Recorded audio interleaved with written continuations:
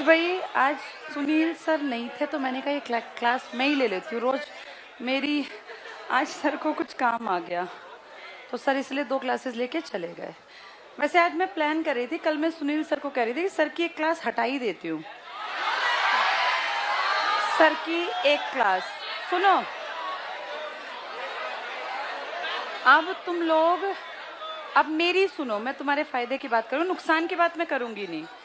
मेरी सुनो फिर बताना। साइकोलॉजिकली भी ना एक पढ़ने की लिमिट होनी चाहिए। अगर बेहद पढ़ोगे तो तुम खुद ही उकता जाओगे।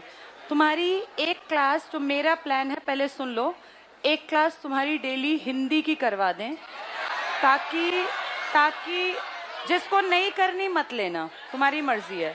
8 से 9 में हिंदी कराएंगे मंडे से। तुम्हारी इंग्लिश की क्लास सुबह एयरफोर्स वाली बंद हो रही है, पेपर आ गया, 10 तारीख का पेपर है। 8 से 9 में, अब तुम बोलोगे तो फिर मेरी आवाज नहीं आएगी, मेरा प्लान सुन लो। 8 से 9 में हिंदी पढ़नी, जिसको लगता है कि मुझे पढ़नी चाहिए, मैं पर्सनली ये सजेशन दूंगी, सारे पढ़ लो।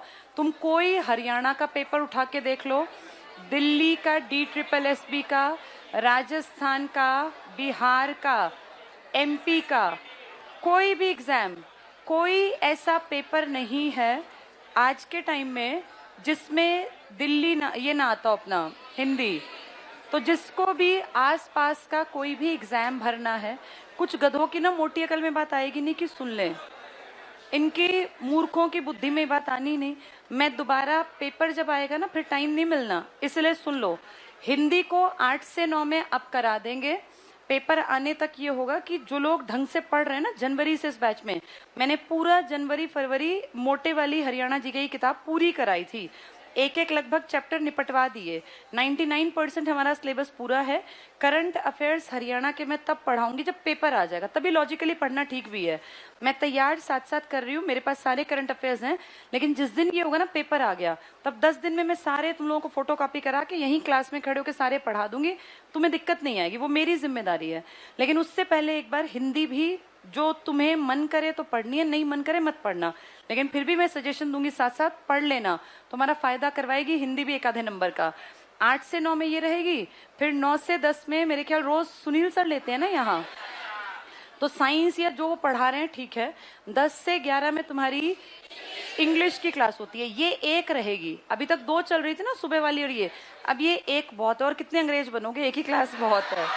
इसके बाद 11 से 11:40। एक चीज मैं और सोच रही थी, ये रीजनिंग भी बहुत नहीं हो गई होगी तुम्हारी? अच्छा अभी नहीं हुई, अभी पढ़नी है और ठीक है ठीक है ठीक है, कोई दिक्कत नहीं। 11 से 11:40 ये, और डेली 11:40 से 12:30 या 12:40। परिमल सर भी तो रोज 10 मिनट लेते ही हैं एक्स्ट्रा। यहाँ 12:40 तक मैं अपनी एक क्लास लेके और इसमें पॉलिटिकल ऐड कर दें, यहाँ पॉलिटिकल करा दें। और फिर उसके बाद 12:30 से 1:30 या 1:45 जब परिमल सर छुट्टी करें, उसके बाद तुम्हारी छुट्टी, आराम करो। उसके बाद क्या होता है, ये नहीं, जिसको बैठना है बैठे रहना, हमें कोई दिक्कत नहीं।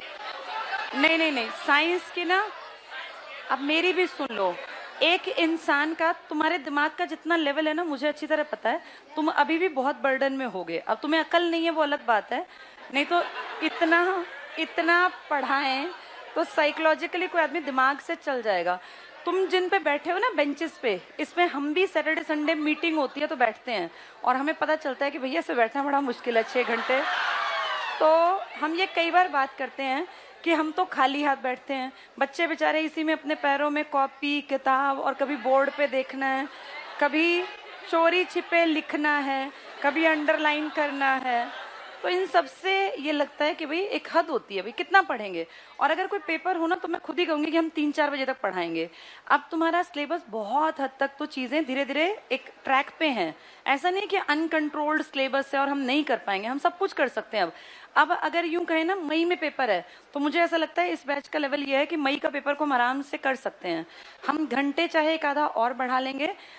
आउट ऑफ कंट्रोल कोई चीज नहीं है हमारे पार्ट पे। नंबर 2 वाले जो बच्चे हैं उनका कोई दिक्कत, मतलब वो तो कितना ही पढ़ाओ भी नहीं समझते, पर 3 नंबर में बैठने वालों से ये उम्मीद है कि उन्हें चीजें आने लग गई हैं। तो अब तुम अगर ये लगा लो 1:45, तो क्या परिमल सर को पता चल गया ना कि क्लास नहीं है, तो 2 बजाएंगे रोज, क्योंकि वो सोचेंगे और आधा घंटा पढ़ा दे। 2 बजे तुम्हारी छुट्टी हो जाए। बहुत सारे बच्चे फिजिकल की तैयारी भी कर रहे हैं अभी, तो उन्होंने भी ये कहा कि भाई बहुत देर तक पढ़ने के बाद फिर पहुंचते पहुंचते ही शाम हो जाती है।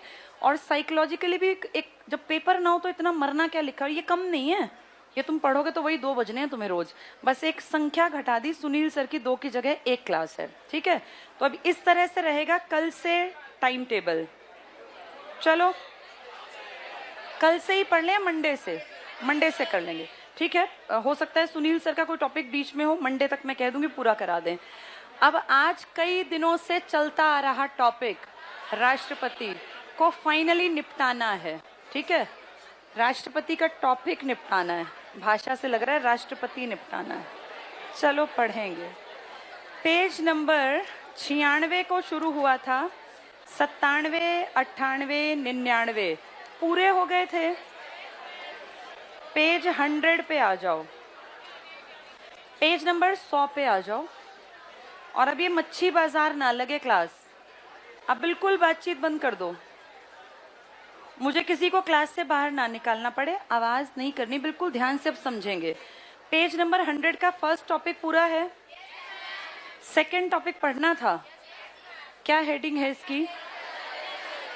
ठीक है, अब सामने बोर्ड पे देखो सभी लोग, इसको बस अब लास्ट बार पढ़ रहे हैं क्योंकि इसके बाद फिर दोबारा नई चीजें शुरू करेंगे, ये टॉपिक दोबारा जल्दी नहीं होगा। क्या शब्द लिखा है ये? अधि जमा आदेश, इंग्लिश वालों के लिए लिखा है ऑर्डिनेंस। ऑर्डर क्या होता है? ऑर्डर आदेश, इसमें आदेश तो है लेकिन नाम के आगे क्या लिख दिया? अधि। अधि का मतलब होता है सबसे बड़ा, वैसे तो अधि ईश्वर को कहते हैं, लेकिन यहाँ अधि का मतलब देश का सबसे बड़ा आदमी, और आपके देश का सबसे बड़ा आदमी है राष्ट्रपति। आपको अच्छी तरह पता है कानून बनाने का प्रोसेस है, और कानून सीधे नहीं बनते बल्कि बिल लाए जाते हैं।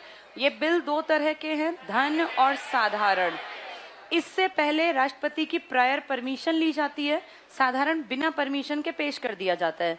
अगर कभी ऐसा हो कि ये धन और साधारण का टाइम ना हो, या अगर अपनी भाषा में कहूँ तो क्या ना चल रहा हो, सत्र, ना लोकसभा बैठी हो ना राज्यसभा, लेकिन अचानक से देश में कानून बनाना कंपलसरी हो जाए, तो उस कंडीशन में राष्ट्रपति मंत्रिमंडल की सलाह पर क्या लेकर आएगा? अध्यादेश।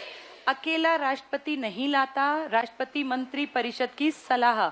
इनफैक्ट मंत्री परिषद ही कहती है कि सर इस टाइम सत्र तो है नहीं, आप ये कानून बना दीजिए, और ये कानून ना कहला के क्या कहलाएगा? तुम्हारे मेरे लिए ऑर्डिनेंस कानून ही है, और इसको फॉलो भी ऐसे ही करना है, वरना पुलिस पकड़ेगी। लेकिन ये कब तक चलेगा? जब तक लोकसभा और राज्यसभा की बैठक नहीं बैठती। जैसे ही बैठक बैठेगी, इसके 42 डेज या 6 सप्ताह के अंदर इस लागू हुए कानून, जिसको हम कह रहे हैं कानून, वास्तव में अध्यादेश पे बहस छिड़ेगी, यहाँ भी और यहाँ भी। अभी अभी मैंने कहा इसको लाने के पीछे मेन शक्ति किसकी थी? मंत्री परिषद की ना। और मंत्री परिषद कहाँ बैठी है? तो लोकसभा में मंत्री परिषद उसकी है जिसका बहुमत है। तो क्या ये इजीली पास हो जाएगा? बहुत आसानी से। यहाँ से पास होके फाइनली कहाँ जाएगा? राज्यसभा आपने अच्छी तरह पढ़ रखा है, ज्यादा टांग अड़ाती भी नहीं है, बहुत कम ऐसा होता है कि वो उसमें आए, नहीं तो ठीक है जैसा है चल रहा है। ये भी इसको पारित कर देगी, अगर कितने दिन के अंदर? तो फिर ये माना जाएगा कि अध्यादेश अब किस रूप में आ गया? कानून। लागू तो ऑलरेडी है, लागू नहीं करना, बस इसको एक नाम मिल गया कि अब ये ऑर्डिनेंस से किस में कन्वर्ट हो गया? लॉ में। अब ये लॉ है, पहले ये क्या था? ऑर्डिनेंस। एक बहुत अच्छा एग्जाम्पल जो तुम याद रख सकते हो, 1975 में तुम्हारे देश में इमरजेंसी लगी हुई थी, 26 जून 75 से इमरजेंसी थी, और उस दौर में बैंक बने थे आरआरबी। आरआरबी का मतलब रीजनल रूरल बैंक, और 5 बैंक बने थे, जिनमें से एक बैंक का नाम था प्रथम। और ये बने थे 2 अक्टूबर, गांधी जी का बर्थडे 1975। आज तक ये आरआरबी ऐसे के ऐसे काम कर रहे हैं और हर राज्य के जिलों में तुम्हें आरआरबी के बोर्ड्स, कहीं गुड़गांव ग्रामीण बैंक, कहीं हरियाणा ग्रामीण बैंक, कहीं बिहार और इस तरह के हर जगह आरआरबी मिलेंगे। तो ये आरआरबी आदेश से नहीं बने थे, ये अध्यादेश से बने थे, यानी ऑर्डिनेंस से बने थे। अब थोड़ा सा दिमाग यूज करते हुए बताओ, 75 का राष्ट्रपति कौन था? फखरुद्दीन अली अहमद। जैसे ही इमरजेंसी आया तो फोन घुमाया था, और फोन के टाइम में कौन था? अब वो पेपर बनाते टाइम थोड़ी भाषा को टफ करके ऐसे ना पूछ के कहेंगे, जब भारत में पहली बार रीजनल रूरल बैंक को बनाया गया या स्थापित किया गया, उस समय भारत के राष्ट्रपति निम्न में से कौन थे? तो तुम्हें लगेगा हमने पढ़ा नहीं है। जिसने कॉन्सेप्ट को समझा है वो इसको पकड़ लेगा कि 75 का कौन था? फखरुद्दीन अली अहमद। तो ये अध्यादेश की पावर। अगली हेडिंग क्या है? वित्तीय शक्तियां। वित्तीय को एक बार जल्दी से बोर्ड पे समझो। अभी हम कई दिनों से बातचीत कर रहे थे कि 2 तरह के विधेयक हैं। कौन से विधेयक? क्या धन विधेयक पेश करने से पहले राष्ट्रपति की पूर्व अनुमति लेनी पड़ती है? एक एग्जाम्पल दे देना। बजट सबसे बढ़िया एग्जाम्पल है। एक राष्ट्रपति ने एक विधेयक इसीलिए मना कर दिया था क्योंकि वो धन विधेयक था और उसकी अनुमति नहीं ली। कौन था वो? उसका नाम था आर वेंकट रमन। याद है तुम्हें इसमें क्या लिखा हुआ था? सैलरी बढ़ा रहे थे और अगले दिन सरकार गिरने वाली थी। धन विधेयक था। इस धन विधेयक में किसकी इंपॉर्टेंस दिखाई दे गई तुम्हें? राष्ट्रपति की। एक तो इंपॉर्टेंट ये याद रखना। दूसरा इंपॉर्टेंट, हमारे देश में ना 2 तरह की निधियां हैं, एक कंसोलिडेटेड फंड और एक कंटिंजेंसी फंड। एक को आप कहते हैं आकस्मिक निधि और एक को आप कहते हैं संचित निधि। ये जो स से संचित है ना, इसका कंट्रोल संसद के पास है। इसको कंसोलिडेटेड फंड कहा जाता है और इसकी अगर पैसे खर्च करने हैं तो किसकी permission? Lok Sabha plus Rajya Sabha plus राष्ट्रपति। लेकिन अचानक से संसद तो हर टाइम नहीं बैठती। संसद तो भाई आज देखें तो मान लो बैठी है, 2 महीने बाद नहीं बैठी। अचानक से 50 करोड़ 500 करोड़ का खर्चा आ गया तो उस टाइम में आकस्मिक, जिसको बोलते हैं कंटिंजेंसी फंड, इसमें से पैसे निकाल लेंगे। जो किसकी परमिशन से निकल जाएगा? संसद नहीं बैठी तो लोकसभा राज्यसभा के एक आदमी से पूछने नहीं जा सकते। लेकिन ये तो एक ही है, सर इसमें से हमें 50 करोड़ रुपए चाहिए, फलां जगह एकदम से बाढ़ आ गई, तो ठीक है ये निकाल के दे देगा। इसको किसी से नहीं पूछना क्योंकि ये इसकी कैसी पावर है? आर्टिकल याद है इसके? 266 और 267। पहले संसद वाला आएगा और उसके बाद आकस्मिक वाला। कंसोलिडेटेड मतलब इकट्ठा, संचित निधि की कोई सीमा नहीं है, इनमें अरबों रुपए इकट्ठे कर लो। इसीलिए सरकार जैसे ही उन्हें लगता है संचित निधि में गड़बड़ हो रही है, ये देखो पुलिस वाले जो है ज्यादा चालान काटना स्टार्ट कर देंगे। फिर ये वैसे पैसे भी नहीं लेंगे क्योंकि इनको ऊपर से ऑर्डर है कि दिन में इतने लाख रुपए कलेक्ट करके देने हैं।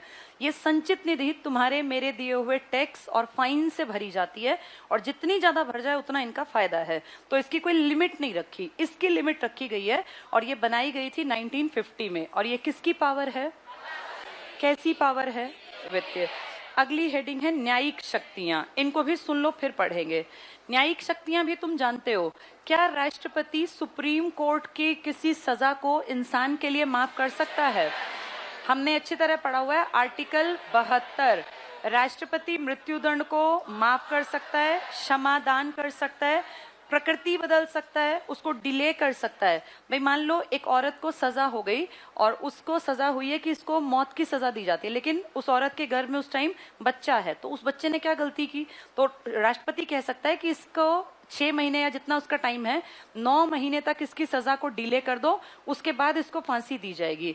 यानी राष्ट्रपति को ये पावर है, वो सजा को घटा भी सकता है। अब माने किसी औरत को फांसी की सजा दी गई, राष्ट्रपति कहेगा भाई बच्चे के जन्म के बाद भी अगर इसको फांसी पे लटका देंगे तो इसका बच्चा तो मर जाएगा। भाई माँ की तो जरूरत कम से कम 2-3 साल है। वो कह सकता है कि एक काम करो, फांसी की सजा को आजीवन कारावास में तब्दील कर दो, यानी पूरी उम्र जेल में ही रहेगी वो महिला। तो ऐसे सजा की प्रकृति बदल सकता है, टाइम पीरियड घटा सकता है, कुछ टाइम के लिए डिले कर सकता है, और अगर ज्यादा ही उसको तरस आए तो वो उसको माफ भी कर सकता है। ये बहुत बड़ी पावर है। किस आर्टिकल में ये सब लिखा है? भारत में। पहले इन तीनों को करते हैं फिर आगे बढ़ेंगे। पेज 100 पर देखो। जेबी वीटो कल कंप्लीट हो गया था, ठीक है। अध्यादेश जारी करने की शक्ति। जिस समय संसद का अधिवेशन न हो रहा हो उस समय राष्ट्रपति को अध्यादेश जारी करने का अधिकार है। अनुच्छेद 1, 2, 3। 1, 2, 3 क्या है और 2, 1, 3 क्या है? राज्यपाल का अध्यादेश। 1, 4, 3 क्या है? सुप्रीम कोर्ट से सलाह। 1, 2, 3 और 1, 4, 3 इनमें कंफ्यूज मत होना, वो सलाह है और ये अध्यादेश है। अगला टिक कर लो, यह अध्यादेश संसद का अधिवेशन प्रारंभ होने के 6 सप्ताह बाद तक लागू रहता है। कितने दिन हुए? 42। लिख लो यहाँ 42 डेज। आरआरबी का एग्जाम्पल लिखो, हमेशा याद रहेगा। आरआरबी 1975 में बना जब देश में आपातकाल लगा हुआ था। आरआरबी 2 अक्टूबर 1975। 5 बैंक बने जिनमें प्रथम बैंक सबसे इंपॉर्टेंट है, प्रथम। इसके बाद 42 डेज तुम्हें पता ही है 6 हफ्ते में होते हैं। अगला पॉइंट पढ़ लो, यदि संसद द्वारा अध्यादेश को अधिवेशन प्रारंभ होने की तिथि से 6 सप्ताह के अंदर पारित नहीं कर देती तो स्वयं ही निष्प्रभावी। तो वो कानून चलता रहेगा या बंद हो जाएगा? किस कंडीशन पे चलेगा? जिस दिन बैठक होगी उसके 42 दिन। कौन कौन पारित कर दे? लोकसभा और राज्यसभा। 99% केसेस में पारित हो जाएगा। सरकार का इंटरेस्ट ना हो तो पारित नहीं होगा, बंद हो जाएगा। नेक्स्ट देखो, वित्तीय शक्तियां, फाइनेंशियल पावर्स। राष्ट्रपति प्रत्येक वित्तीय वर्ष के प्रारंभ में, टिक करना, संसद के दोनों सदनों के सम्मुख भारत सरकार की उस वर्ष के लिए आय और व्यय का विवरण, जिसको हम क्या कहते हैं? बजट। क्या बजट हमारे संविधान का शब्द है? वार्षिक वित्तीय विवरण। कौन से आर्टिकल में है? 112 में। ये टिक कर लो, अनुच्छेद 112 इंपॉर्टेंट है। ये बजट शब्द यूज नहीं किया गया, बजट बुजेट शब्द से बना है। इसका मतलब होता है चमड़े का बैग, और इसलिए देखो हमेशा चमड़े के बैग का प्रचलन था। ये अपनी निर्मला सीतारमण जी, इन्होंने पिछली बार वो उनकी मामी ने एक हाथ से एक बैग सिला था, वो हमारे रेड कपड़े वाला, तो थोड़ा सा चेंज हुआ था। नेक्स्ट पढ़ेंगे धन विधेयक। कौन सा आर्टिकल? 110। लोकसभा में राष्ट्रपति की पहले अनुमति के बाद ही प्रस्तुत किया जा सकते हैं। और किसने इसका उल्लंघन किया था? वीपी सिंह ने। वीपी सिंह की सरकार गिरी तो थी एक ही दिन बाद। किसने मना कर दिया साइन करने से? आर वेंकटरामन ने। नेक्स्ट टिक कर लो, राष्ट्रपति को वित्त आयोग के अध्यक्ष और सदस्यों की नियुक्ति की शक्ति प्रदान की गई है। वित्त आयोग में कितने सदस्य होते हैं? 4 और 1 अध्यक्ष। लिख लो यहाँ, अध्यक्ष के पास 1 + 4 लिख लो, सदस्य 4 और 1 अध्यक्ष। नेक्स्ट टिक करना, भारत की आकस्मिकता निधि, कंटिंजेंसी फंड। कौन सा आर्टिकल? 267। इसके ऊपर लिख लो अनुच्छेद 267, 267 पर इसका नियंत्रण है। तो 266 पर किसका नियंत्रण है? संसद का। यही नीचे एक लाइन में अपने आप लिख लो, लिखो अनुच्छेद 266, आर्टिकल 266, संचित निधि पर संसद का कंट्रोल होता है। अनुच्छेद 266, 266 संचित निधि, उसके सामने लिखो इस पर संसद का कंट्रोल होता है। तो रुपया निकालना है अगर संचित निधि से तो किसकी परमिशन चाहिए? लोकसभा की भी, राज्यसभा की भी और राष्ट्रपति। एकदम से दिक्कत आई तो वो तो नहीं बैठे, तो आकस्मिक निधि से निकाल लो। किस आर्टिकल के तहत? 267। किसकी परमिशन से? राष्ट्रपति की परमिशन से। इसे क्या कहते हैं? Contingency fund. ये हर सरकारी संस्था में जाता है हर महीने खर्चा करने के लिए। जैसे हम लोग स्कूल में तो 100 रुपए आते थे, पूरे स्कूल में कभी आकस्मिक दिक्कत आ जाए तो लो पकड़ो 100 रुपए, 100 रुपए से काम चला लेना। वैसे भगवान की दया से 100 रुपए कभी यूज नहीं हुए, लेकिन उनके खर्चे दिखाने पड़ते। 2 रुपए का नमक मंगाया, 1 रुपए की चीनी मंगाई, क्योंकि एक्सपेरिमेंट करने पड़ते हैं ना। तो कंटिंजेंसी फंड के 100 रुपए मिलते थे। अब मुझे नहीं पता बढ़ गए हूं तो। नेक्स्ट देखो, न्यायिक शक्तियां, जुडिशियल पावर्स। राष्ट्रपति उच्चतम और उच्च न्यायालय के न्यायाधीशों की नियुक्ति करता है। ये नियुक्ति करने के बाद शपथ किसको दिलाता है? हाँ, क्या ये हाई कोर्ट वालों को भी शपथ दिलाता है? वो शपथ राज्यपाल के पास जाके लेते हैं। ऐसे ही राज्यपाल की नियुक्ति करेगा, वो शपथ हाई कोर्ट के जजेस के सामने लेगा। नेक्स्ट टिक करना, अनुच्छेद 72, राष्ट्रपति को न्यायालय द्वारा किसी सिद्ध दोषी व्यक्ति, अंडरलाइन कर लो, दोषी व्यक्ति के दंड को क्षमा करने, दंड की मात्रा कम करने का अधिकार है। मैंने एग्जाम्पल दिए ना, कम भी कर सकता है, क्षमा भी, प्रकृति बदल सकता है। ठीक है, ठीक है। इसके बाद आगे देखो, इसमें अगला अनुच्छेद 143, क्या करेगा 143 में? सलाह। किससे मांगेगा? बैरूबारी विवाद बताया था मैंने, क्या था बैरूबारी? जब आप आजाद हुए तो पश्चिम बंगाल में एक गांव पड़ता था आजादी से पहले, बेरूबारी, लेकिन आजादी के बाद वो किसका हिस्सा बन गया? पूर्वी पाकिस्तान का। और ये बहुत दुखी करने का काम हो गया। उस टाइम पे पूर्वी पाकिस्तान यानी हमारा दुश्मन ही था, ये मान लो, क्योंकि पाकिस्तान तो आपसे लगातार लड़ ही रहा था 47 से ही। तो पूर्वी पाकिस्तान में अब किसी गांव का आधी प्रॉपर्टी रह गई इसमें पूर्वी पाकिस्तान में और आधी प्रॉपर्टी पड़ गई भारत में। इसकी लोकेशन ऐसी थी कि ये भारत की तरफ था, यहां मान लो।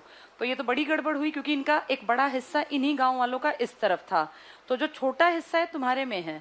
तो इनकी सरकार बार बार, ये लोग कहते कि भाई हम तो बड़े दुखी हैं, अब हम आधे इधर आधे उधर, हमारी भैंस इधर बनती थी, हमारा घर उधर था, प्लॉट यहाँ रह गया, घर वहां चला गया। तो इन्होंने कहा भाई क्या करें। तो ये बड़ी दिक्कत, हमें भी दिक्कत, क्योंकि चारों तरफ तो इस तरफ हिंदू थे, वो बेचारे थोड़े से मुसलमान, तो हर टाइम एक खतरा, एक भय, कहीं पूरे गांव को आग लगा दे। दंगों का नहीं पता ना क्या हालत हो। हम खुद परेशान थे। इसीलिए उस टाइम पर पंडित नेहरू की सरकार ने कहा कि हम इस हिस्से को किसको सौंपने वाले हैं। तो जो उस टाइम के विपक्षी थे ना, उन्होंने कहा तुम ऐसे कैसे सौंप दोगे इस हिस्से को। और उन्होंने सोचा ये पॉइंट है इनकी टांग खींचने का। और विपक्षियों ने कहा तुम्हें देश से कोई लगाव नहीं है, तुम पूर्वी पाकिस्तान को ये हिस्सा दे दोगे, ये वो। तो फिर इन्होंने कहा मैं क्या करूं। तो इन्होंने राष्ट्रपति को कहा, उस टाइम राष्ट्रपति कौन थे? राजेंद्र प्रसाद, कि देखो हम दोनों, चाहे हम कितने ही पढ़े लिखे हों, ये बिहार के गांधी हैं, वकील हैं, ये भी वकील हैं और गांधी को बहुत फॉलो करते थे। अब गांधी नहीं बैठे, लेकिन दोनों असमंजस की स्थिति में है कि अगर इसको यहीं रखा तो हर टाइम एक खतरा रहेगा दंगे फसाद का। और ये लोग हैं भी दुखी, ये कभी भारत को अपना मानेंगे नहीं। लेकिन अगर हमने इनको इनका हिस्सा बना दिया ऐसे, तो भारत के विपक्षी हमारी टांग खिंचाई करेंगे और हमेशा कहेंगे जानबूझ के हिस्सा किसको पकड़ा दिया? पूर्वी पाकिस्तान, यानी ये पाकिस्तानियों के भले बनते हैं। तो इन दोनों ने अपने आप को साफ रखने के लिए ये मामला पहुंचा दिया सुप्रीम कोर्ट। और सुप्रीम कोर्ट में उस टाइम पर एक बेंच गठित हुई और उस बेंच के 5 जजेस ने डिस्कशन किया और सबने एनालाइज करके कहा कि इनको यहाँ रखने में कोई फायदा नहीं है, क्योंकि ये जब तक हमेशा इनसिक्योर रहेंगे, कभी कुछ भी ऊक चूक हुई तो लोग इनको मार डालेंगे, इनके घर जला देंगे, क्या निकलेगा इससे? फिर ये हमें मारेंगे। इससे बढ़िया जब ये चारों तरफ से घिरे हुए हैं तो इस हिस्से को आप पकड़ा दो, कोई बात नहीं। जब इतने हिस्से गए हैं तो एक रोज का पंगा लेने से बढ़िया ये हिस्सा इनको दे दो। ये बेरूबारी विवाद है और इसके लिए सुप्रीम कोर्ट ने हामी भरी थी। ये समझदारी भरा स्टेप लिया था। किसके कहने पर? राजेंद्र प्रसाद। कौन आपका पीएम था? इसका मतलब जब राष्ट्रपति चाहे किससे सलाह मांग सकता है? सुप्रीम कोर्ट के 5 सीनियर मोस्ट जज बैठ के डिस्कशन करके तब सलाह देंगे। अब मर्जी इसी की है, ये सलाह को मान भी सकता है और मना भी कर सकता है। सुप्रीम कोर्ट की भी मर्जी है, वो सलाह दे या ना दे। वैसे ऐसे पंगे क्यों लेंगे आपस में? भाई तू भी बड़ा है, मैं भी बड़ा हूं, मैच्योरिटी से काम करेंगे और दोनों जरूरत पड़ने पे एक दूसरे की मदद कर देंगे। सुप्रीम कोर्ट को राष्ट्रपति की कभी जरूरत नहीं पड़नी। राष्ट्रपति को जब भी संविधान के ऊपर क्वेश्चन उठेगा तो इसको डिस्कशन करना पड़ेगा, क्योंकि आप अच्छी तरह जानते हो संविधान की व्याख्या करने का अधिकार, कल को कोई सरकार पे केस करेगा तो संविधान के बेसिस पे करेगा ना। हमने पहले ही उससे सलाह ले रखी है जिसने संविधान की व्याख्या करनी है, तो हम सेफ हो गए। अगला पॉइंट वही है, देखो तो राष्ट्रपति, अगला पॉइंट तीसरा, अनुच्छेद 143, राष्ट्रपति किसी भी वैधानिक प्रश्न पर, वैधानिक मतलब जिसमें कि लीगल या इस तरह की प्रॉब्लम हो, उच्चतम न्यायालय से परामर्श प्राप्त कर सकता है। यहां लिख लो एग्जाम्पल, उदाहरण लिख लो, बेरूबारी, बेरूबाड़ी भी लिख देते हैं उसी को। एक्चुअली इंग्लिश में RI को DI लिखते हैं ना, इसलिए बेरूबाड़ी या बेरूबारी ऐसे लिखते हैं, बेरूबाड़ी। इसी को किताबों में बेरूबारी भी लिखा है। इंग्लिश में D और ऐसे लिख देते हैं ना, बेरूबारी। D तो लिखते ही नहीं है, तो इसीलिए। चलो आगे देखेंगे, आपातकालीन शक्तियां। आपात तो आप अच्छी तरह पढ़ते हैं और समझते हैं। बताओ आपातकाल के कितने आर्टिकल हैं? ठीक है, फाइनल इसको पढ़ रहे हैं आज, आपातकालीन शक्तियां। अब पेपर के लिए तैयार कर रहे हैं फाइनल। अब बिल्कुल ध्यान से सुनना, बोलना कम। 352 3 कारणों से लग सकती है। फर्स्ट, युद्ध की स्थिति हो। दूसरा, कोई बाहर से हमारे ऊपर आक्रमण कर दे। और पहले हुआ करता था कि अगर देश में प्रॉब्लम हो अंदर, आंतरिक अशांति, ये तीनों यूज हुए हैं हमारे देश में। आंतरिक अशांति भी, युद्ध और बाहरी आक्रमण भी। ये 3 कारणों से था, 3 ही बार लगा। 1962 में जब चीन ने आपके ऊपर आक्रमण कर दिया, 1971 में जब पाकिस्तान से आपका युद्ध हुआ, और 1975 में जब आंतरिक अशांति का नाम लेके इंदिरा गांधी ने फखरुद्दीन जी को एक फोन घुमाया और कुछ नहीं बोल पाए फखरुद्दीन, और चुपचाप साइन कर दिए, और 26 जून को रेडियो पे आके कहा देश की आंतरिक स्थिति इतनी खराब है कि आपातकाल लगेगा। ये आपातकाल 3 कारणों से 3 ही बार लगा, और कितना कितना लंबा लगा। 62 वाला चीन के आक्रमण से उबरते, उससे पहले 65 में हमारे ऊपर पाकिस्तान ने आक्रमण कर दिया। जब ये लगता है ना तो एक बार तुरंत लग गया, जैसे मान लो कल लग गया, भाई फखरुद्दीन ने अगले दिन बताया ना कल लग जाएगा, रात में कहा अगले दिन, ये इंस्टेंट लग सकता है कल भी। जिस दिन लगेगा तब से लेके 1 महीने तक का समय दिया जाएगा। लग गया आपातकाल, कोई दिक्कत नहीं है। इस 1 महीने में आप इस आपातकाल को लोकसभा और राज्यसभा से लिखवा लो, पारित करवा लो कि ये चलना चाहिए। अगर लोकसभा राज्यसभा कहती है चलना चाहिए, कितने महीने के अंदर, फिर इसको 6 महीने चलाओ। क्या पता 1 महीने 2 महीने में युद्ध खत्म हो जाए। नहीं हुआ तो कोई बात नहीं, चलाते चलो, बार बार पूछ के चलाते चलो। कितने साल के लिए? अनंत। भाई जब तक युद्ध की स्थिति नहीं ठीक होगी तो क्यों हम आपातकाल घटाएंगे। और इसीलिए 62 के बाद 65 में जब आपके ऊपर पाकिस्तान ने हमला किया तो आप उसी युद्ध के काल को चलाते चलाते चलाते 68 तक ले गए। इसीलिए पहला आपातकाल 1962 से लेके कब तक चला है? 68 तक, क्योंकि 62 में चीन, 65 में पाकिस्तान, 66 में शास्त्री जी की मृत्यु, तो स्थिति बहुत खराब थी। इसलिए आप खींचते खींचते इसको 68 तक ले आए। इसके बाद 71 में किसने आक्रमण किया? पाकिस्तान। तब फिर आपने आपातकाल लगाया। इसको 71 के बाद 72 में समझौता हुआ, लेकिन इंदिरा गांधी ने चीटिंग की थी एक इलेक्शन में, और जिस कारण से लग रहा था कि कुछ भी बड़ी गड़बड़ हो सकती है, और ये भी खिंचते खिंचते खिंचते खिंचते 77 तक आ गया। इस बीच में 75 में तीसरा आपातकाल इंट्रोड्यूस करना पड़ा, जरूरत नहीं थी, इसीलिए क्योंकि इसका कारण क्या बताया गया था? आंतरिक अशांति। जबकि ऊपर के 2 का कारण बताया गया था अटैक, युद्ध, बाहरी आक्रमण। जब युद्ध और बाहरी आक्रमण होता है ना, तब कंडीशंस होती हैं कि कोई आके बम ना गिरा दे, और जब आंतरिक अशांति होती है तो कंडीशंस होती है कि कोई आप ज्यादा ना बोल जाएं सरकार के खिलाफ। तो ये तीनों कंडीशंस अलग थी। इसलिए जब ये चल रहा था तो 65 में आपातकाल नहीं लगाना पड़ा, क्योंकि दोनों का कारण था आपके ऊपर अटैक। जब ये चल रहा था तो 75 का बीच में आया, फिर भी लगाना पड़ा, क्योंकि कारण बदला था। क्या कारण बना था? आंतरिक अशांति। इसका इतना मिसयूज किया कि जब जनता पार्टी की सरकार आई, मोरारजी देसाई आपके पीएम बने, तो उन्होंने आते ही 1978 में सबसे पहले 44th अमेंडमेंट में ढेरों चेंजेस किए, और एक चेंज ये था, आज के बाद ये मत कह देना कि देश में आंतरिक अशांति है। फिर क्या कहें अगर गड़बड़ हो? सशस्त्र विद्रोह। अगर कहीं पे जनता शस्त्र लेकर इकट्ठी हो जाए और आपको लगे कि देश में विद्रोह होने वाला है, जैसे ये किसान आज चुपचाप पड़े हैं, अगर इन सबके पास शस्त्र होंगे ना, तो फिर देश में 352 के तहत कौन सा आपातकाल लग जाएगा? सशस्त्र विद्रोह की स्थिति कह के और 352 लगा देंगे। ये सशस्त्र विद्रोह इसलिए कहा क्योंकि ये कोई भी कर सकता है। पहले कह रहे थे सेना लिख दें यहाँ पे, फिर कहा नहीं, सेना भी सशस्त्र विद्रोह कर सकती है। जैसा पाकिस्तान में जनरल परवेज मुशर्रफ ने क्या किया, नवाज शरीफ ठीक ठाक बैठे थे, जब तक शाम को सोए सब कुछ ठीक था, रातों रात सेना का जनरल परवेज मुशर्रफ उनके प्रधानमंत्री भवन में घुसा और उनका गला पकड़ के और बोला हटाओ इन सबको, सारे हटा दिए, जेल में बंद। और अगले दिन जब सुबह उठे, ये तब मैं 8th 9th में थी, तो पता चला पड़ोसी पाकिस्तान में तख्ता पलट हो गया सोते सोते। रात में परवेज मुशर्रफ सोए थे पीएम बने हुए, और जब सुबह उठे तो जेल में थे। और पीएम कौन था नया? ये नवाज शरीफ जेल में थे और परवेज मुशर्रफ। तुम्हारे देश में भी तो ऐसा हो सकता है ना, इसीलिए कह दिया कि सेना अकेली ना रखो, इसमें जनता या सेना कोई भी करे, अगर कैसा विद्रोह हो तो फिर आर्टिकल 352 लग जाएगा। इसीलिए आपके देश में आज तक ये कंडीशन वैसे भगवान की दया से आई नहीं है। आपके देश में मिसयूज किया था एक बार, बाकी दोनों बार लगाना पड़ा था आपातकाल। तो 3 कारण 3 बार लगा, अनंत समय के लिए लग सकता है, 1 महीने लगने के अंदर अंदर पारित कराना पड़ता है। अब इसको दूसरे तरीके से और समझो, मान लो 1 महीने के अंदर पारित कराया 6 महीने के लिए, कि भाई 6 महीने के लिए लग गया, लेकिन अगले 1 महीने में ये बंद हो गया युद्ध, तो क्या 5 महीने बैठे रहे आपातकाल में? काम धंधे ठप हो जाएंगे। काम धंधे खुलवाओ, उसके लिए क्या करेंगे?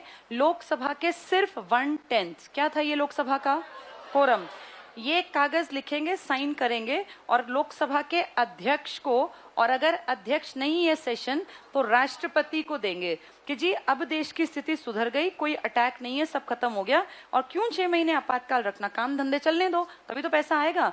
राष्ट्रपति सिर्फ 1/10, कितनी छोटी बात है ना, 1/10, इनके कहने पर तुरंत से एक मीटिंग अरेंज करेगा, और अगर उस मीटिंग में 50% से थोड़ा सा एक भी ज्यादा बोल देगा, यानी साधारण बहुमत से कह देंगे बंद करो, हटाओ, तो ये हटा दिया जाएगा। जब इसको लगाया जाता है ना, जो पिछले इस पे था, लगाते टाइम 2/3 की सहमति चाहिए होती है, यानी बहुत सारे लोग कहेंगे तो लगेगा। लोकसभा राज्यसभा के हटाने का प्रोसेस कितना आसान है, कितने लोग, 1/10 और साधारण बहुमत। कितनी बार लगा आज तक? ठीक है, अब ध्यान से देखो, जब पहली बार लगा 1962, चीन ने अटैक किया, तब भारत का राष्ट्रपति कौन था? 1971, 1975, ये पाकिस्तान, ये आंतरिक अशांति, इस टाइम पे राष्ट्रपति कौन था? एस राधाकृष्णन, यहाँ बीबी गिरी और यहाँ फखरुद्दीन, यहाँ नेहरू थे, इन दोनों में उनकी बेटी थी यानी इंदिरा गांधी। ये आर्टिकल है 352। 352 देश में 3 बार लगा। अगला आर्टिकल क्या है? 356 को थोड़ा सा समझना, बहुत लोग कॉम्प्लेक्स फील करते हैं और इसमें गलतियां करते हैं क्योंकि बहुत घुमावदार सा है। 356 की लगने की स्थिति है, ये किसी राज्य में लगेगा और सिर्फ एक कंडीशन, अगर वहां पर संवैधानिक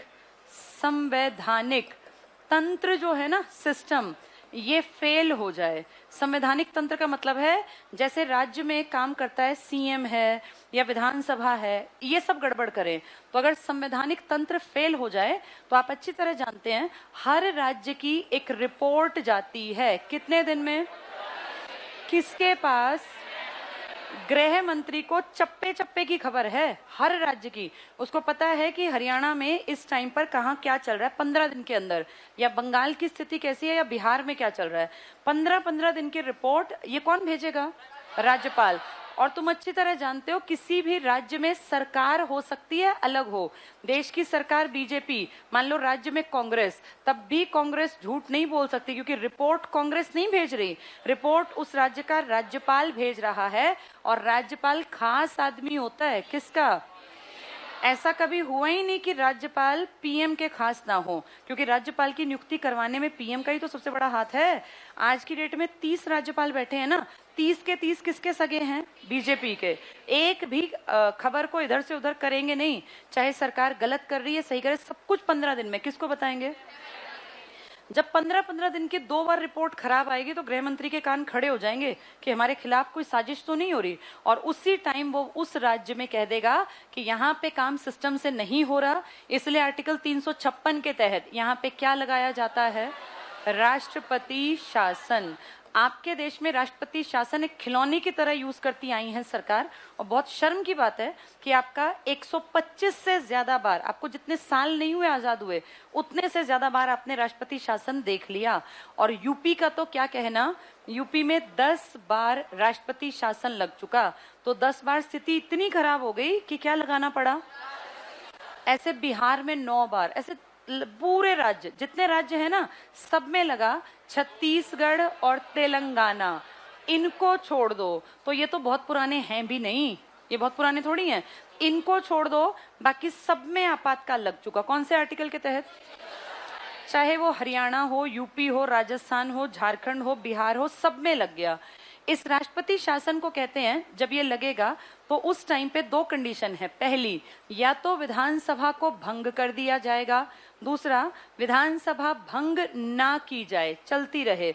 अगर विधानसभा भंग कर दी गई है तो जैसे ही राष्ट्रपति शासन हटेगा नया इलेक्शन होगा। अगर विधानसभा भंग नहीं हुई है तो नया इलेक्शन नहीं होगा। क्या ये बात समझ में आ गई? ठीक है। आपके देश में राष्ट्रपति शासन के कुछ क्वेश्चंस बनेंगे, जैसे वो पूछेंगे देश में सबसे पहला राष्ट्रपति शासन कहाँ लगा, बताओ। उसको पंजाब ना कह के हम क्या कहते हैं? पेप्सू। पेप्सू क्यों कहते हैं? क्योंकि पंजाब तब तक था ही नहीं। ये पूरा एक बड़ा इलाका था, Patiala and eastern Punjab states union. आपके आजाद होते ही, संविधान के बनते ही ये यहाँ लग गया, पेप्सू विवाद। और याद करो मैंने वीटो की शक्ति में लिखवाया था, 54 में राष्ट्रपति राजेंद्र प्रसाद ने कहा मैं इस पेप्सू के बजट पे क्यों साइन करूं। क्यों बोला वो? तब तक ये राष्ट्रपति शासन वहां से हट गया। भाई अगले अपना बजट खुद बनाएंगे। तो ये सोचो कि एक लंबे टाइम तक पंजाब के आसपास के इलाके में सबसे पहला राष्ट्रपति शासन लगा। और लगे हाथ में बता दूं कि आपके देश में पंजाब एक ऐसा इलाका है जिसने टोटल आजादी के बाद 10 साल तक राष्ट्रपति शासन किश्तों में देखा है। और एक बार तो टेररिज्म का ऐसा दौर आया इंदिरा गांधी के मर्डर के बाद, 1987 से लेके 1992 5 साल तक यहाँ आपातकाल लगा रहा। कितनी अजीब बात है, क्योंकि आपातकाल की तो कंडीशन ये कहती है कि अगर कहीं आपातकाल लगा तो 1 महीने के, ये 356 में 2 महीने के अंदर अंदर लोकसभा और राज्यसभा पारित कर दें कि ठीक है स्थिति खराब है लगने दो। और कितने साल के लिए? ये 6 महीने करके 1 साल। तो अगर पेपर में आए कितने साल के लिए, तो 1 साल टिक करना। पहले क्या था, ये बढ़ाते बढ़ाते 3 साल कर देते थे। अब क्या कह दिया, 3 साल करने की कंडीशन होंगी। 2 कंडीशन ध्यान से समझ लो। 3 साल तब करेंगे अगर इलेक्शन कमीशन लिख के दे दे अपने हाथ से कि इस राज्य में स्थिति इतनी खराब है कि चुनाव हम करा नहीं सकते, तो फिर वहां राष्ट्रपति शासन कितने साल चलेगा? 3। ये बहुत बड़ी कंडीशन होगी। या अगर आपके देश के किसी एक भाग में आर्टिकल 352 के तहत, जो मैंने अभी पढ़ाया था, क्या लगा हुआ है? आपातकाल, और उसी जगह यहाँ पे कंडीशन खराब है तो आप खींच सकते हैं, वरना आप नहीं खींचेंगे। यानी बहुत कंडीशन खराब होने पर ये कितने साल का होगा? लेकिन प्रायोरिटी पे कितने साल का रखेंगे? 1 साल। कितने महीने में पारित करेंगे? कितने महीने स्टार्टिंग में? 2 महीने, और फिर 6 महीने करके 1 साल। पहले 3 साल की कंडीशन नहीं थी, अब कंडीशन रख दी कि या तो इलेक्शन कमीशन लिखित में दे, या उस टाइम देश में क्या लगा हुआ हो? 352। तो 352 तो 77 के बाद लगा ही नहीं, इसलिए इतना खींचना मुश्किल है। मैं ये उल्टी बात कर रही हूँ, एक साथ देखो। यहाँ मैं 3 साल कह रही हूँ और यहाँ मैंने कितना कह दिया? ऐसा कैसे हुआ? संविधान में चेंज किया गया कि इतनी स्थिति खराब है कि यहाँ ये 3 साल वाली कंडीशन भी कमजोर पड़ रही है, तो यहाँ खींचते खींचते कितने साल ले गए। और पंजाब 10 साल तक राष्ट्रपति शासन के अधीन सबसे लंबी अवधि देखने वाला राज्य है। इसकी टक्कर में एक और राज्य है जम्मू कश्मीर, पर हम इसका जिक्र इसलिए नहीं करते क्योंकि ये अपना अलग से गाथा गाता था, अपना संविधान लिख के बैठा था। 91 से 96 इसने भी बहुत बुरा टाइम देखा, लेकिन आप मेन अपना जिक्र किसके साथ करेंगे? पंजाब के साथ। इसने टोटल 6 साल का आपातकाल देखा। इसने आज तक कितने साल का? 10 साल का। लगातार 5 साल कब देखा? 87 से 92। राजीव गांधी 87 में, याद करो ना, ये अपना सिख वाली कौन सी वीटो? Pocket veto. वही तो दौर था ये सारा, ये वही दौर था जब ये कहा था ना लेटर पढ़ सकते हैं, तो ये पंजाब को ही तो टारगेट किया गया था कि वहां पे कोई आंतरिक लोग कहीं टेररिज्म को बढ़ावा दे रहे हो, तब ये लेकर आए थे और उसका अपोजिशन किया था। ये समझ में आ गया? आज तक पहली बार कहाँ लगा? पेप्सू में लगा। सबसे ज्यादा कहाँ लगा? यूपी में सबसे ज्यादा। कितनी बार? सबसे लंबा आपातकाल कहाँ लगा है? कितने साल का? 87 से 92 का। और क्या था? सबसे कम कहाँ लगा? सबसे कम बार लगा, सबसे कम टाइम के लिए, मिनिमम जिसको कहते हैं शॉर्टेस्ट टाइम पीरियड, तो ये है आपका कर्नाटक। सिर्फ 1 हफ्ते का ये लगा था। अक्टूबर में 10 अक्टूबर 90 को लगा था, 17 अक्टूबर 90 को हटा लिया। 1990 में सिर्फ कितने दिन का आपातकाल लगा? पास कराने में भी कितने महीने रुकते हैं? 2 महीने। इनका पास होने से बहुत पहले ही कि भैया जरूरत नहीं है, हटा दो। तो ये भी एक आपातकाल। ये सबसे कम टेन्योर का 5 साल वाला सबसे लंबा, सबसे ज्यादा बार यूपी में, सबसे पहला पेप्सू में, और नहीं लगाने वाले स्टेट्स हैं छत्तीसगढ़ और तेलंगाना। इसी में से क्वेश्चन पूछ लेते हैं बच्चे, इसी में उल्टा करते हैं। सबसे छोटे स्पैन का कहाँ लगा? कर्नाटक। कितने दिन का? 7 दिन का। सबसे ज्यादा बार कहाँ लगा? यूपी। कितनी बार? 10 बार। सबसे पहली बार पेप्सू 1951-52 स्टार्टिंग का दौर था। और कहाँ सबसे लंबा टाइम तक लगातार चला? कितने साल तक? आज की डेट में 1 साल। 2 कंडीशंस हो, 352 लगा हुआ हो या कौन लिख के दे दे? Election commission. तो 3 साल वरना 1 साल। ठीक है, लास्ट में आ गए 360। आज तक कभी नहीं लगा और इसको नाम दिया गया है वित्तीय आपातकाल। किस कंडीशन में लगेगा ये? अगर भारत की साख को खतरा, साख समझते हो? पैसे की इज्जत को बोलते हैं साख। पिछली बार जब ये पेंडेमिक फैला था ना स्टार्टिंग में, तो मुझे ध्यान है कई बार अखबारों में आया ये कि हो सकता है भारत की स्थिति ऐसी है कि भारत में आर्टिकल 360 यानी वित्तीय आपातकाल लगाना पड़े। मुझे अच्छी तरह याद है पिछले साल मई जून में ये फ्रंट पेज की न्यूज थी कि भारत की आंतरिक स्थिति लगातार गिर रही है। भाई काम धंधे जीरो पे। एक ये देखो ना, हम लोगों ने मार्च में लॉकडाउन स्टार्ट किया था, तो मार्च तक, जनवरी फरवरी मार्च तक का चलो तिमाही कट गई। इसके बाद अप्रैल मई और जून जीरो इनकम थी भारत की, क्योंकि कोई भी, ना कोई दुकान, ना कोई शराब की दुकान, कुछ भी तो नहीं चला। इस जीरो से देश कैसे चलेगा? इसीलिए फिर याद करना, सबसे पहले शराब के ठेके खोले गए थे। याद है 5-5 किलोमीटर लंबी लाइन थी कि वहां जो है शराबी अपना झूम रहे हैं, उनको कोरोना नहीं हो रहा है, बाकी सब बंद कर दिया। सरकार ने सबसे पहले अपनी कमाई का जुगाड़ खोला था। बीड़ी, सिगरेट और शराब सबसे पहले खोले गए थे, बाकी सब पीछे। ये स्कूल कॉलेज तो सबसे लेटर स्टेज में, सारी दुनिया में हो गया कि अब नहीं फैलेगा तब। और अब भी क्या कह रहे हैं कि ये फैल रहा है, बहुत फैल रहा है। बाकी जगह कहीं नहीं फैल रहा, स्कूलों कॉलेजेस में फैल रहा है ये। चलो पढ़ेंगे। आपातकालीन शक्तियां, पेज नंबर 100 पर जल्दी से टिक करेंगे। जब अंबेडकर से पूछा गया कि आपात से क्या तात्पर्य, देखो अंबेडकर ने क्या कहा, ऐसी परिस्थिति जो तुरंत कार्यवाही की मांग करे वही आपात है। टिक कर लो, ये अंबेडकर जी की भाषा में है। ऐसी परिस्थिति जो तुरंत कार्यवाही की मांग करे वही आपात है। संविधान में 3 प्रकार की आपातकालीन स्थितियां। पहली, राष्ट्रीय आपातकाल, नेशनल इमरजेंसी, इंग्लिश में भी टिक कर लो सामने, नेशनल इमरजेंसी। दूसरी, किसी राज्य में संवैधानिक, थोड़ा सा गलत लिख दिया, संवैधानिक लिखना था, ये टाइपिस्ट की मिस्टेक है, ठीक कर लो, संवैधानिक। तंत्र का विफल हो जाना, यानी राज्य का आपात, देश का नहीं, राज्य का, इसमें स्टेट इमरजेंसी टिक कर लो। और वित्तीय आपातकाल, फाइनेंशियल इमरजेंसी। अगले पेज पर आ जाओ। नेशनल इमरजेंसी, राष्ट्रीय आपातकाल, कौन सा आर्टिकल? 352। कितनी बार लगा? 3 बार। कितने कारणों से? 3। तीसरा कारण किस सरकार ने हटाया? मोरारजी देसाई ने। कौन सा शब्द हटाया? आंतरिक आपातकाल। क्या ले आए? कौन करेगा सशस्त्र? या तो जनता या तो सेना। पहला पॉइंट पढ़ो। अनुच्छेद 352 में व्यवस्था की गई कि जब राष्ट्रपति को यह विश्वास हो जाए कि, अंडरलाइन करो, युद्ध, बाहरी आक्रमण या सशस्त्र आंतरिक विद्रोह के कारण भारत या उसके किसी एक भाग की सुरक्षा को संकट उत्पन्न हो गया, तो वो संपूर्ण देश या उसके किसी भाग में, इसको टिक करना, किसी एक पार्ट में भी आपातकाल की घोषणा कर सकता है। फॉर एग्जाम्पल, अगर चाइना अरुणाचल की तरफ अटैक करता है और मान लो वहीं लड़ाई हो रही है, तो पूरे भारत में लगाना पड़ेगा या नॉर्थ ईस्ट में? ये पॉइंट यही कह रहा है कि पूरे में भी लग सकता है और एक भाग में भी। नेक्स्ट टिक करना, संसद की स्वीकृति के बिना ये 2 माह तक लागू रहती है। क्या ये 2 माह अब भी 2 है या अब 1 बन गया? यहाँ लिख लो, अब 1 माह। जब शुरू में था ना तब 2 महीने थे दोनों के। फिर कहा नेशनल इमरजेंसी, भाई बहुत बड़ी बात है तो 1 महीने में परमिशन ले लो, लिख लो अब 1 माह। फिर पढ़ो, लागू रहती है और संसद से स्वीकृत हो जाने पर, अंडरलाइन, शासन जब तक उसे लागू रखना चाहता है लागू रह सकती है। कितना काल हुआ ये? अनंत काल। लिख लो, जब तक तो मनमर्जी है ना, कंडीशंस, अनंत काल। इसके बाद आगे पढ़ेंगे। भारत में अनुच्छेद 352 का प्रयोग 3 बार किया गया। फर्स्ट टिक करो, 1962 चीन का आक्रमण और राष्ट्रपति डॉक्टर राधाकृष्णन। यहां लिख लो कि कौन सा युद्ध था ये? Indo Sino war. भारत चीन के युद्ध को बोलते हैं इंडो साइनो वॉर।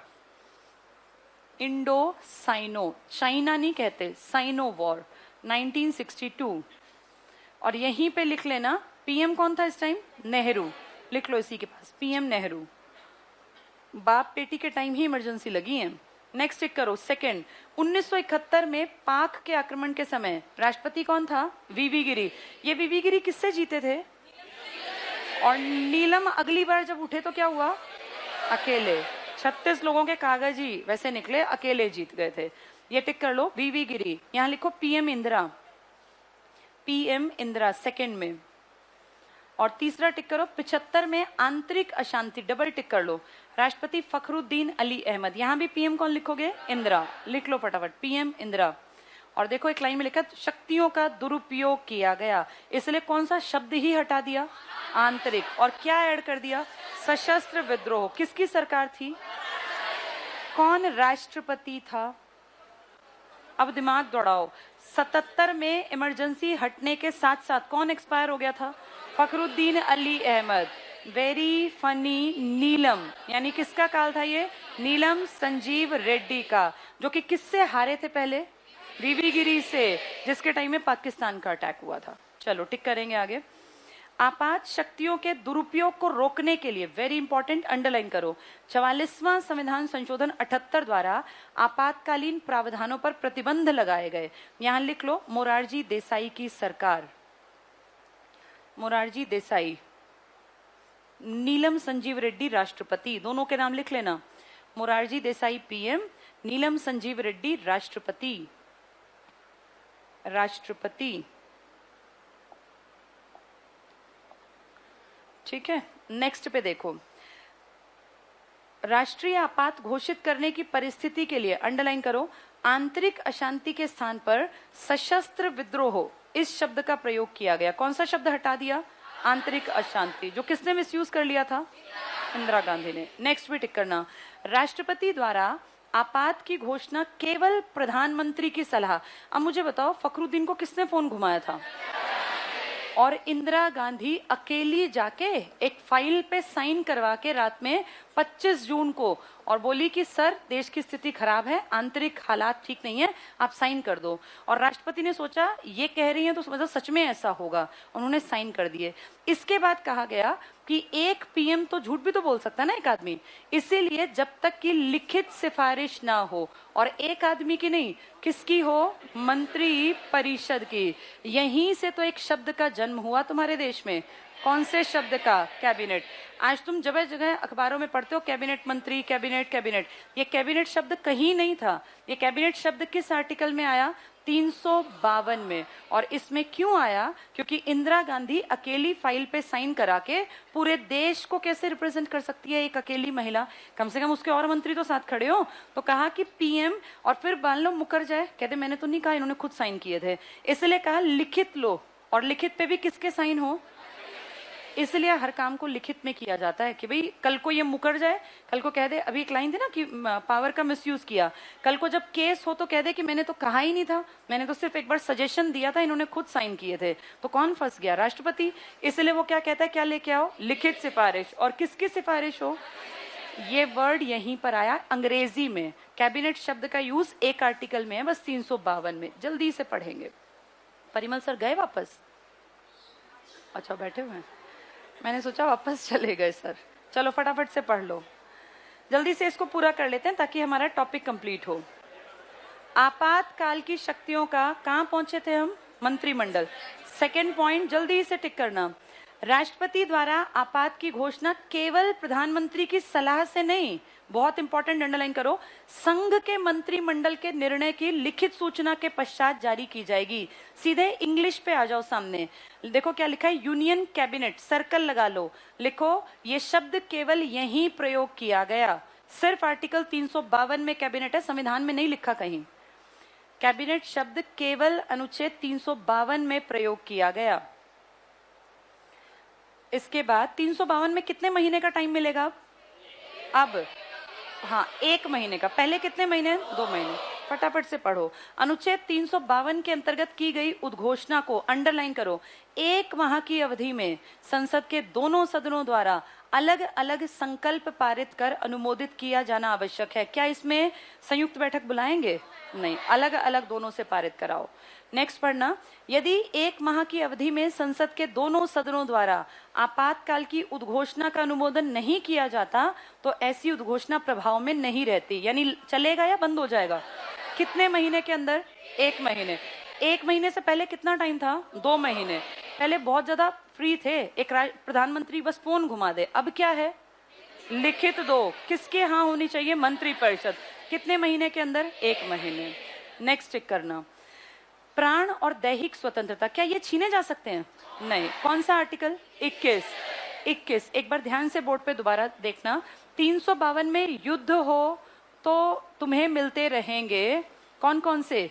20 और 21। और इसके अलावा बाहरी आक्रमण हो तो भी। अगर एक शब्द हो, कौन से वाला?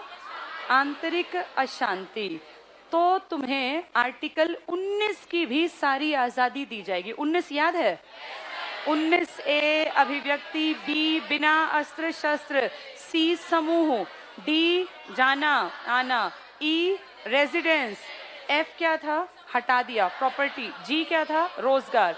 यानी आंतरिक अशांति है तो 19 के सारे मिलते रहेंगे। लेकिन अगर देश में कोई लड़ाई हो गई, अटैक हो गया, तो फिर 19, फिर ये नहीं कि मैं तो जाऊंगा जी घर से बाहर, फिर देश कहेगा घर में तो घर में रहना है। लेकिन अगर आंतरिक अशांति है, किसी ने अटैक नहीं किया, तो 19 वाले सारे अधिकार तुम्हें मिलते रहेंगे। अगला पॉइंट देखो, वही है प्राण और दैहिक स्वतंत्रता। अनुच्छेद 21 के संरक्षण के लिए कार्यवाही करने का अधिकार निलंबित नहीं किया जा सकता। डबल टिक कर लो, निलंबित नहीं, सस्पेंड नहीं होगा। मुझे बताओ, अधिकार खत्म होते हैं या सस्पेंड होते हैं? अपने आप होते हैं या करने पड़ते हैं? कौन करेगा? राष्ट्रपति। राष्ट्रपति के पास पावर है मौलिक अधिकारों को निलंबित करने की, अपने आप नहीं होते ये। नेक्स्ट चेक कर लो, आपातकाल के विरुद्ध न्यायालय की शरण ली जा सकती है। यानी आपातकाल गलत लगा, क्या इसके खिलाफ न्यायालय में जा सकते हैं? और क्या, मैंने बताया, पता नहीं बताया तुम्हारी क्लास में, 356 का मिसयूज पढ़ा तो था। इसमें कई राष्ट्रपतियों ने कहा कि नहीं, एक बार दोबारा पुनर्विचार करो, पढ़ा था ना ये पॉइंट, शायद इसी में था। नेक्स्ट देखना, अनुच्छेद 352 सिर्फ पढ़ लो कि अधीन संकट काल की घोषणा पूरे देश के लिए की जा सकती है या देश के किसी एक या कुछ भागों के लिए। इस घोषणा के लागू रहने के समय, अंडरलाइन कर लो, अनुच्छेद 19 के द्वारा नागरिकों को प्रदत्त 6 स्वतंत्रताएं स्थगित हो जाएंगी। कब नहीं स्थगित होंगी? यहां लिख लो, ये लाइन लिखो, आंतरिक अशांति में मिलती रहेंगी। ये वही है 19 ABCDEFG वाला। हाँ जी, सशस्त्र विद्रोह में, हाँ, ठीक कह रहे हो। अब उसको क्या कहेंगे? अब उसको सशस्त्र विद्रोह। अब तो ये शब्द यूज नहीं करना, ठीक है? आंतरिक अशांति लिखा हुआ है क्या? यहाँ नहीं लिखा ना, तो हम उसको काट, लिखा ना हो तो लिख लो सशस्त्र विद्रोह। ये शब्द तो 78 के बाद यूज ही नहीं किया। इसके बाद अगला तो बहुत लंबा टॉपिक है, कल पढ़ाऊंगे दोनों, 56 और 60।